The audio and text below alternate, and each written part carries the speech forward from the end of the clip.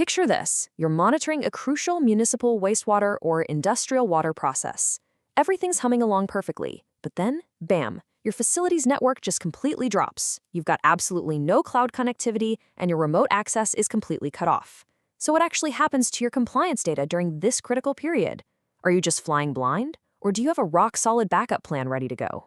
Well, welcome to this explainer. Today, we're really focusing in on building system resilience, specifically looking at the Hach SC4200c controller. This thing is an absolute workhorse in water analysis. Our main goal today isn't just to understand how the equipment runs when everything is sunshine and rainbows. No, it's about being prepared for literally anything. We're going to make sure that even if your connection to the cloud completely vanishes, your critical data stays safe, secure, and easily retrievable. So here is our roadmap for today. We'll start with the SC4200c data ecosystem, then look at connecting to the cloud. After that, we'll cover essential safety precautions, move right into USB data extraction, and finish up with accessing those downloaded records. All right, part 1, the SC4200c data ecosystem, where we'll be understanding the hardware. Okay, let's dive right into the actual hardware we're working with today and figure out what exactly is at stake when we talk about securing our data. The SC4200c is a 2-channel controller built specifically for digital sensors. Think of it as the central brain out there on the plant floor. It's constantly pulling in readings for parameters like pH, conductivity, or orthophosphate, depending on the exact sensors you've got hooked up. And under normal operations, this controller is just continuously logging massive amounts of crucial data right into its internal memory. In fact, it can hold around 20,000 individual data points. Now, we're really dealing with 2 main buckets of data here. First up, you've got your data logs. These are storing the actual measurement data at whatever intervals you've selected. Basically, the hard numbers that prove your water quality is where it needs to be. Then, your second bucket is the event logs. These capture a whole mix of things like configuration changes, system alarms, and any warning conditions. Both of these are absolutely critical, for sure, when it comes to proving regulatory compliance and really understanding the overall health of your system over time. Moving on to part 2, connecting to the cloud, setting up MSM and Claros.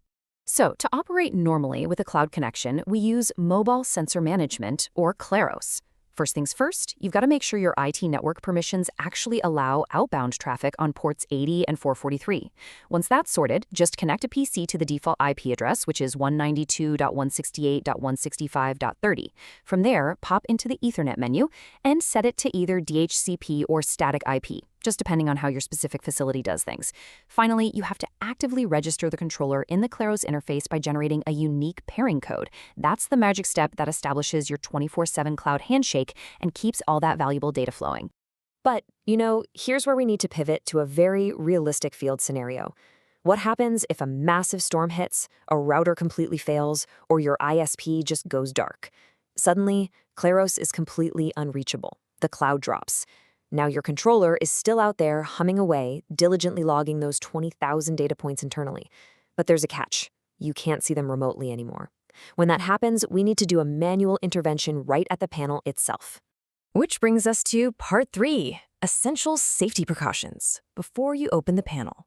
Okay, so the crucial point here is, before you even think about touching the controller to pull that data manually, you absolutely must stop and evaluate the physical risks. We need a serious safety pause right here. Whenever you open that controller cover to access the internal stuff, you are exposing yourself to some real hazards. This equipment handles live voltage, guys. We're talking about a severe electrocution hazard. It is an absolute non-negotiable necessity mandated by strict safety protocols that you must always remove power to the instrument before you make any electrical connections or reach into those high voltage areas. And seriously, only qualified personnel should ever be conducting these tasks. And it's not just about protecting yourself. You also have to protect the controller itself. To prevent electrostatic discharge, or ESD, you've got to follow some really strict protocols. Listen, this isn't just about avoiding a tiny static shock like you get after shuffling across a carpet. A bad ESD can literally fry delicate internal components in an instant, leading to degraded performance or even total unit failure.